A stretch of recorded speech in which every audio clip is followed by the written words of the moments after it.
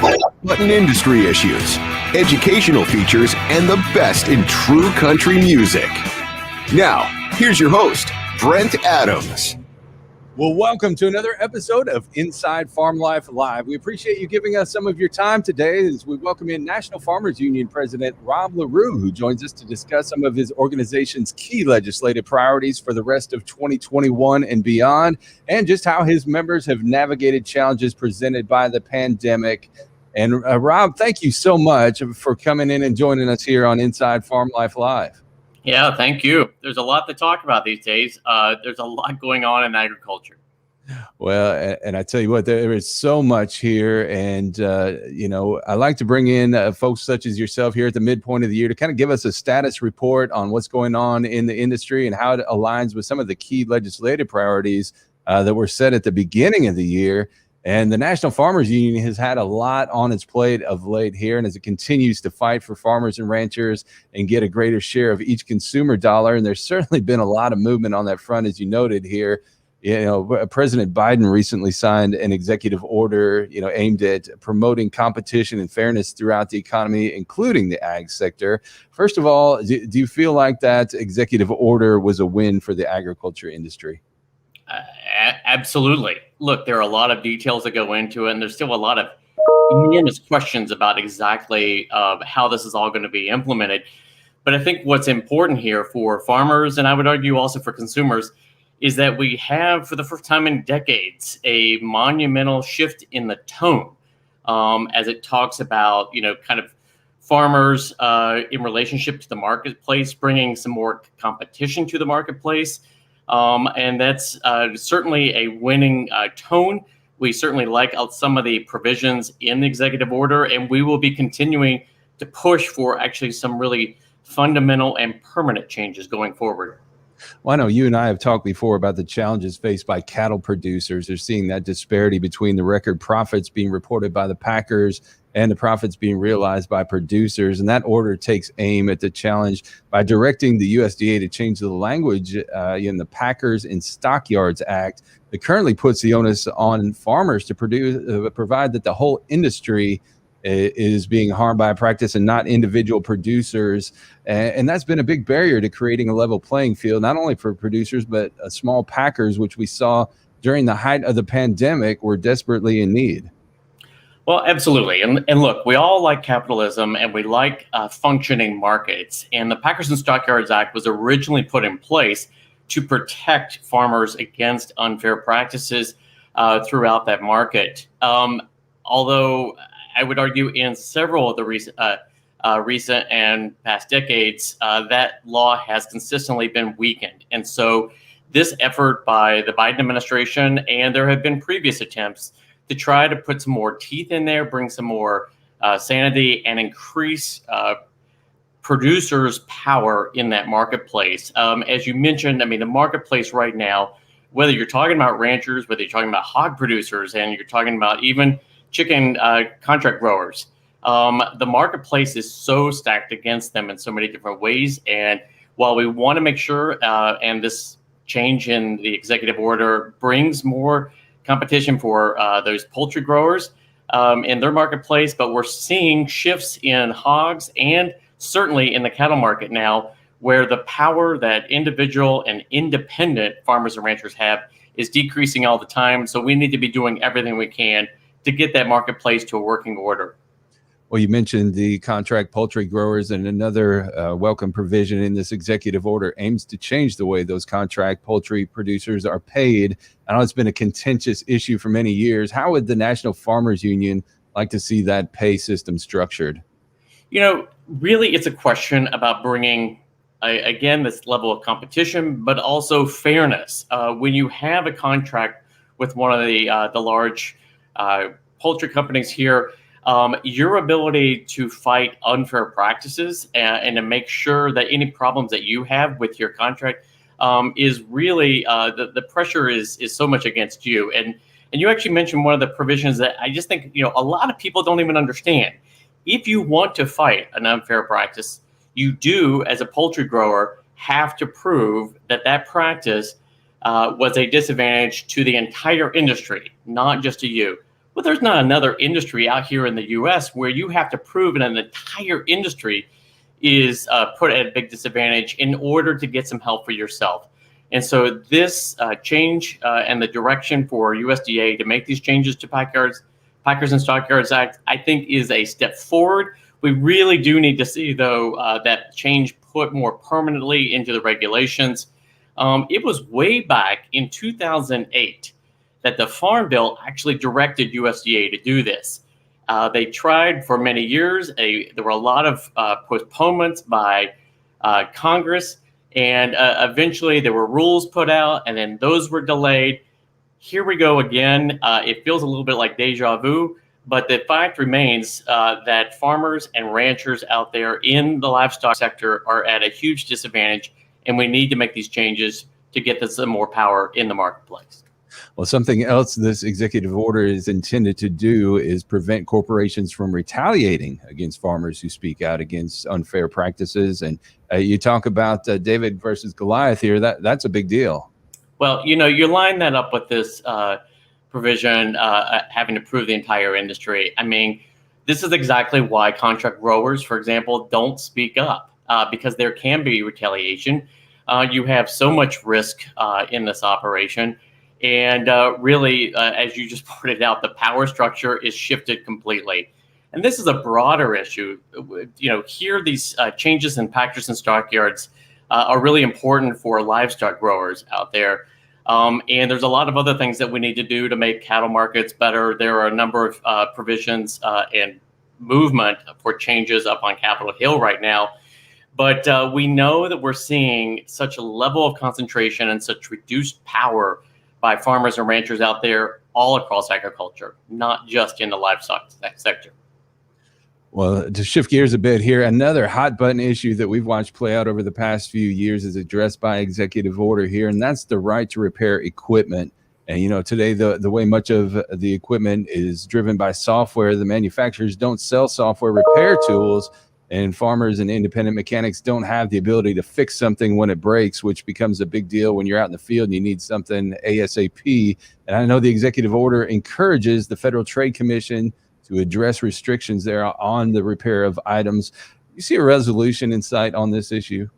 I think so. And the reason why I'm actually kind of excited about the momentum behind provisions like right to repair and even some of the changes in Packers and Stockyards Act and some of these other provisions in the executive order is that although it's coming from this White House, these issues and these fundamental questions of fairness and restoring some of the power to independent farmers and ranchers is really a bipartisan issue. There's a lot of bipartisan support. We have a lot of support up on Capitol Hill. And I think as general consumers out there really understand the lay of the land here, farmers who have the latest and greatest equipment because they want to make sure that they are as competitive as possible, but they can't actually work on their own equipment or even diagnose and find out what the problems are and get an independent repair person to check it out. This is not a fair playing field out there. And so I think, again, I am hopeful because this is just a question of fairness. It's not a partisan issue. And right now, this Congress, in this White House, and just the political climate we have, we need to really focus in on these issues that have bipartisan and really just common sense support. The executive order also addresses something we've been talking about a lot lately, the couple of years here, the labeling of meat products. And certainly it's been a hot button topic here. Currently, animals born in the U.S. and raised in other countries can be labeled as a product of the USA. The executive order aims to close that loophole and limit that distinction to only products that go from the farm to the grocery store exclusively in America. That's right. Farmers Union is proud to have been a long, strong supporter of country of origin labeling. Cool. And this goes hand in glove with that. It is insane that right now, for any other product out there, in order to carry the product of the USA label, it has to be substantively, almost entirely produced here in the U.S. That's common sense. That seems very logical. And yet when you get over into the meat sector, you are allowed to bring product in from somewhere else, reshape it, recut it, and stick a product of the USA label on that. That doesn't make any sense. It shouldn't be an exception here for farmers and ranchers who work hard to produce that product here in the US. And so if we are going to use this label, it ought to be the same as every other product in the US that bears that label.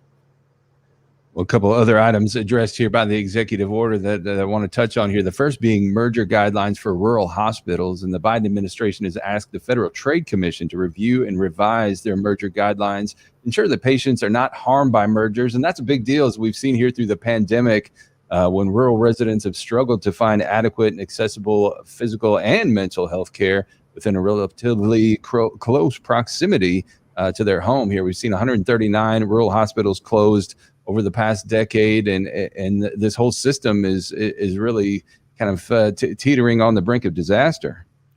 Look, anybody who lives in rural areas knows just how important it is to make sure that we have a strong rural healthcare program. If you have a hospital that closes that may be 30 minutes away, and now in order to get the level of care that you would have received there, you have to travel an hour and a half or longer, that puts rural residents at a huge disadvantage for those who may be in areas that are better served by healthcare. These mergers are part of what is accelerating that, but it is a complicated issue, and there are lots of reasons why rural hospitals struggle. But we need to be doing everything we can, including this merger provision, to make sure that rural residents have the same level of care, same access to healthcare.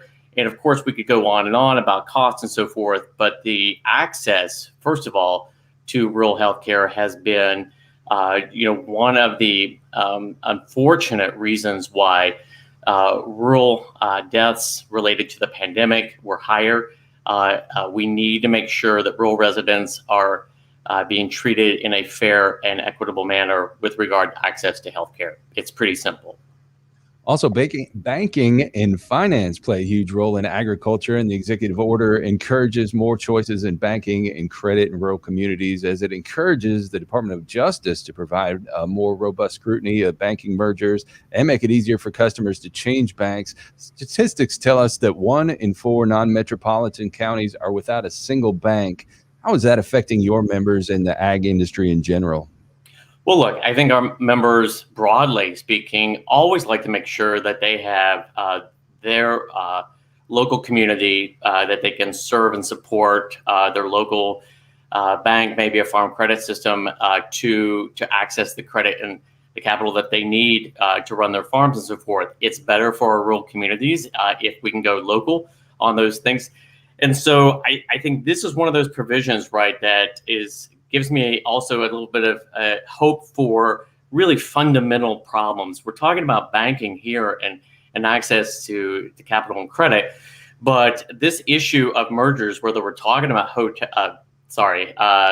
hospitals, or we're talking about community banks, or we are talking about seed companies, or we are talking about anybody else in this line of ag industry, the level of mergers, which is being driven by just the biggest guys continuing to try to be competitive against the other biggest guys, we are creating markets that are no longer competitive. I would argue are no longer capitalist, because you have such a monopolistic and oligopolistic, which is just a few very large players in a market. This is not good. This isn't good. We talk about farmers, but we also talk about the effect that this has on their communities, on their neighbors and so forth. So if we're talking about hospitals, we're talking about banks, it is far better to have those banks independent, have competition in this marketplace. It makes everything work better. Well, along those lines, there's a couple of other issues not addressed specifically in the executive order, but that remain at the forefront of the discussion on ag policy. And one of those is a lack of access by many in rural America to available and reliable broadband internet access. And I know that's one that you know all too well in your own life. I know the USDA through the last Farm Bill has allocated funds to many states and communities, and that's moving in the right direction. But it seems like there's still much work to be done on the telecom level to get that infrastructure in place. And many seem to be dragging their feet because they don't feel like there's enough critical mass to be able to make a good business case for serving some of those areas. From an advocacy standpoint, what more can be done to keep that ball moving down the field? Well, I'm encouraged that there's a lot of discussion and a lot of money being put in this, but we have to be a little bit careful here because we have seen in the past that this issue also attracts a lot of attention. It's a feel-good issue for a lot of people, and there's been money that has been put in this space. But too often in the past, that money has gone to build out and make stronger the existing networks. And the piece of this that we continue to be missing are those places, those communities that either have next to no access to broadband or are at the very end of lines where there's really inadequate service and connection. This is obviously a huge issue for farmers and ranchers who always want to make sure that they are connected to market, connected to technology, so that they can make their business, their operations run as smoothly as possible. But as we are seeing more and more, this is also a huge question for families in general and for even rural students. We have to make sure that we have this connectivity, or rural communities will continue to kind of erode and be at a disadvantage to others. I think the last time you and I talked, Brent, I had to travel 30 minutes from the farm to get to my local library to get a signal strong enough to be able to have a conversation. Now that's one thing in the media, but when that is affecting farmer and ranchers' ability to connect to resource and to connect to information and markets, that's a huge problem for us. And so I think that this emphasis is good. I will be watching it very carefully though, to make sure that the money and the resources that are going out there are being used in a way that is going to have the biggest impact on rural communities. Well, and to get back to that healthcare issue too, I mean, it's become a healthcare issue that so much of this through the pandemic, if you don't have access to a close by medical provider is telehealth. And, you know, if you've got to drive to the McDonald's parking lot 15 miles away just to have an appointment or to get your kids' homework done, that's a big issue.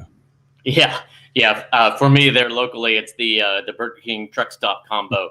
But you're absolutely right. And I think that this dives in, you know, on the healthcare front, you know, another issue that we talk a lot about, and that's farmer stress and farmer mental health and so forth.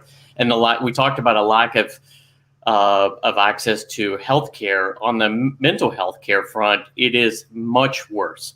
And so we continue to partner and work collectively with Farm Bureau, with Farm Credit, and a number of groups out there to really not only just remove the stigma on treating and getting help for farm stress and for mental health challenges, but also making sure that there is a connection to those resources. And when we talk about mental health, it is lots of times far easier for folks to make an internet connection with somebody, not just to access the care, but to also get over that stigma. If you're in a small town, you may be hesitant to swing by the local community and park in front of a mental health provider's resources. We hope to overcome that stigma, right? We want access to care.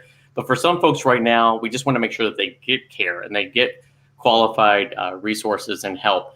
And so internet and telemedicine is one big piece of that. And along those lines, I'd encourage anybody who missed it last night to go back and look at the archived version of the live stream that Brandon Deal and I did with Jeff Ditzenberger, the Wisconsin farmer and also a mental health advocate, and also Matt Miles. We had a good discussion last night that went about an hour and got pretty deep into that. So go back and look at that. And we give some tips and some resources there. I want to move on here to another key issue that is looming out there, which is trade. We're just starting to see the Biden administration outline some of its priorities and get to work on trade here and see which direction they're headed. What are your organization's key priorities on trade, and what would you like to see the Biden administration get done here over the next 3.5 years? Well, we need these markets, right? And I think what's one positive thing right now is the fact that the U.S. trade representative, you know, the president's key trade advisor and the person who goes around negotiating the terms of contracts and checks upon existing trade agreements and so forth. Catherine Tai is someone that has received very broad support, initially at least.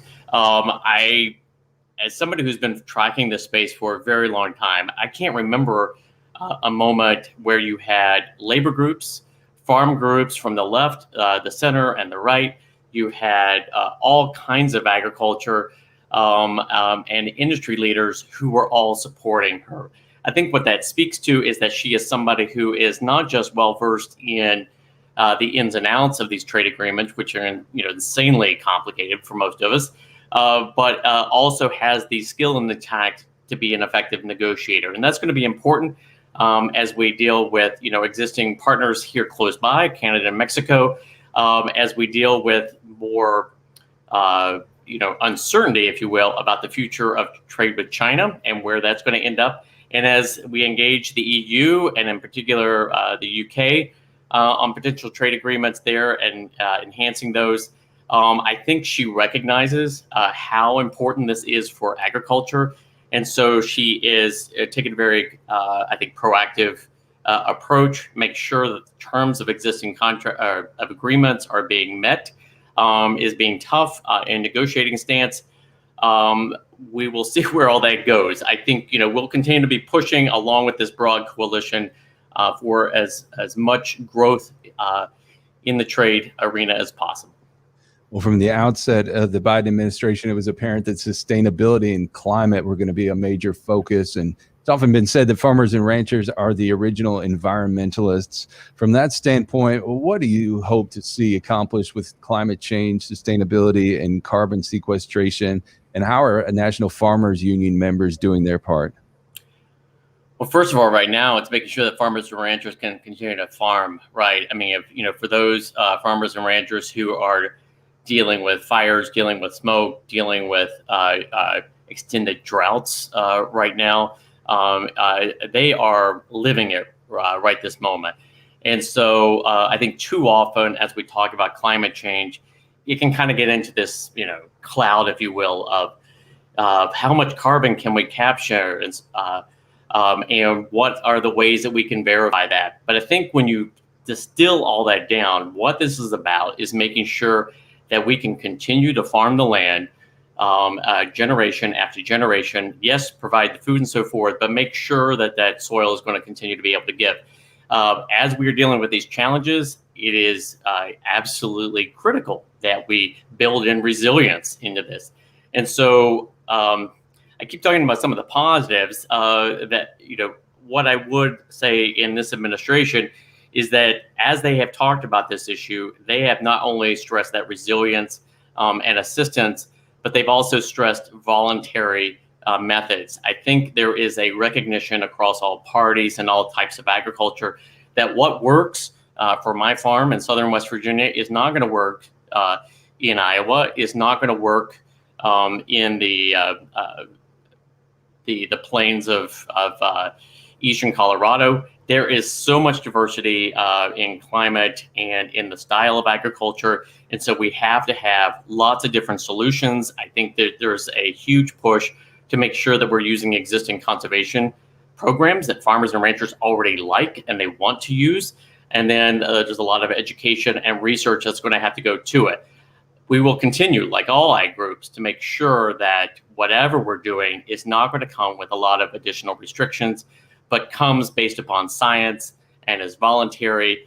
And I'm encouraged that you have, we are working with Farm Bureau and a huge list of about 80 environmental, agriculture, forestry, and food companies, industry leaders, to come up with solutions and work with the administrations on things that will work for all of us. And so we'll see where all this takes us. But right now, it's at least a positive step. Well, this would be a good time to plug the National Farmers Union website at nfu.org, because they have some great regularly updated blog posts and columns on climate. It's a good place to go and educate yourself on some of those issues. Yeah, thank you. We welcome everybody to nfu.org and also follow us on Twitter and Instagram and Facebook, your favorite social media. I'm not sure I know how to get into all of those, but it's obviously growing media. So, well, on the topic of the environment, the Biden administration appears poised to go back to the well once again on the waters of the U.S. and revise the definition of what waters of the U.S. actually means. I know this thing has been a political football for farmers, and it's kind of put them in the middle for many, many years. And recently the EPA said it will seek input from agricultural stakeholders to make sure that they come up with a definition that takes into consideration the interests of farmers and ranchers. This constant narrowing and expanding of the definition has become quite exhausting and very expensive for many in agriculture. From your organization's standpoint, is revisiting the Clean Water Act in any way a good thing for agriculture? I think it has the potential to be a good thing, right? We'll be watching this one carefully. Right now, basically, EPA has said that they want to look at this and they want input from everybody. Now we'll see where this ultimately takes us. Certainly, I think everybody's radar screen is up because of what this could potentially mean. And we're hoping to prevent real problems here. But here's another person at EPA, Michael Regan, the new administrator, who from the outset has garnered a huge amount of support. Some of his biggest cheerleaders for getting through included both environmental groups and, for example, the National Pork Producers Council. Those folks that you don't normally see necessarily lining up together, he comes out of a number of environmental and ag challenges and fights in North Carolina, and is highly respected down there. Now, how is that going to translate into a Biden administration and what EPA ultimately does? We'll be waiting and seeing. But he has taken a careful approach here. He has asked everyone in agriculture for their input on this. And so we're hoping that this can be a positive thing. Well, we've talked about all these pressing issues, which are many, but we still haven't even talked about the biggest story of the past 18 months or so, which is the effect that the pandemic has had on all of agriculture. First of all, how do you feel agriculture has started to rebound, and what are some of the underlying challenges there that still exist? Well, I think I'll start with the underlying challenges, because I think that there's that's what we are focused in on very much right now. And that is, I think we have an ability to have a more resilient food and farm system that's going to be good for rural communities, good for farmers and ranchers. But unless we can really address some of the level of competition and concentration in the industry and so much power in just so few hands, I think that we are going to continue to struggle if we can't address that. So the executive order, some of the bills up on Capitol Hill that are bipartisan in this space, I think sets us up potentially for a good thing. But, you know, we know that the challenges are still there. This was going to be the year finally that we were going to get over that hump. And we now have prices high, but for a lot of producers, they're going to have crops that either going to have to be plowed under or left for what they can get out of crop insurance. It is devastating to see a lot of the challenges that folks are facing right now on top of the previous years. We're going to continue to need help, but there is hope for a better future out there. As we look at the back half of 2021 and look to the future here, are there any other key legislative priorities that the National Farmers Union is focused on? Well, look, we're going to be keeping an eye on anything that affects that marketplace and make sure that we can get that. I think, you know, I've talked a couple of times about, while you have the president issuing the executive order, I think that there are a lot of bills in place and lined up to help in this space. That will make things more permanent and put it actually into law, which will be good. I think that this is our window right now, quite frankly, if we want to find those bipartisan solutions that can attract a lot of broad support, because once you get into years 3 and 4 of any presidency, it becomes almost impossible, even for issues that have a broad level of support, to get through. So now is our window to make things even better for folks, and we're keeping track of a number of issues on there. Well, Ron, we plowed a lot of ground here today, and I'm sure there's a lot more that we could turn up, but I want to be respectful of your time and that of our viewers. But before we go, could you tell us a bit about why farmers should become involved in the National Farmers Union and how they can find out more information about the organization? Absolutely. Farmers Union actually was created in 1902 because it was focused on bringing power to independent farmers and ranchers and benefiting their communities. That remains our thrust and our forefront today. We have seen a lot of challenges over the last decades, but we want to see a bright future for farmers and ranchers. And so for those independent family farmers and ranchers, we would obviously invite them to the family. Check out the webpage, check out your state farmers union organizations. We believe in working cooperatively and building co-ops, and also working with our neighbors to build a better community. So we'd encourage you to check it out, nfu.org. And that's scrolling there across the bottom of the screen. So make sure you go and check them out. And Rob, thank you so much for taking the time to join us here on Inside Farm Life. And I'd love to invite you to come back in a few months here for another status update as we work through some of these key issues. I appreciate it, Brent. It's good to visit with you. And we want to thank you so much for joining us here today on Inside Farm Life. And I'd like to invite you to come back here again on Wednesday at 3 p.m. Eastern, as my guest is going to be Rob's counterpart from the American Farm Bureau Federation, President Zippy Duval. We're going to discuss many of these same issues and also what he's learned through his travels as he's been across the country here the past few weeks, speaking with farmers and ranchers and hearing from them. So again, that's going to be Wednesday at 3 p.m. Eastern on the Farm Life Facebook page and YouTube channel. Also, if you subscribe to the Inside Farm Life podcast yet, episode 3 just hit the airwaves today, and we want you to go and check that out. Each week we bring you the ag industry news and features you're looking for, and also the best in true traditional country music. And you can find that all at Apple Podcasts, Google Podcasts, Spotify, Stitcher, TuneIn, iHeartRadio, Amazon Music, Deezer, Audible, and Odyssey. I want you to take us with you when you hit the field, when you're in the shop, the barn, or wherever you go. We'd love to be a part of it. Well, friends and neighbors, the clock on the wall tells me it's time for us to get up out of here. But again, until Wednesday, I hope you'll join us right back here, won't you? And hey, bring along a friend. You've been listening to Inside Farm Life, a production of Farm Life Media. If you have topic suggestions for future episodes, drop us a line at brent@farmlifemedia.com. And be sure to check out our website, farmlifemedia.com.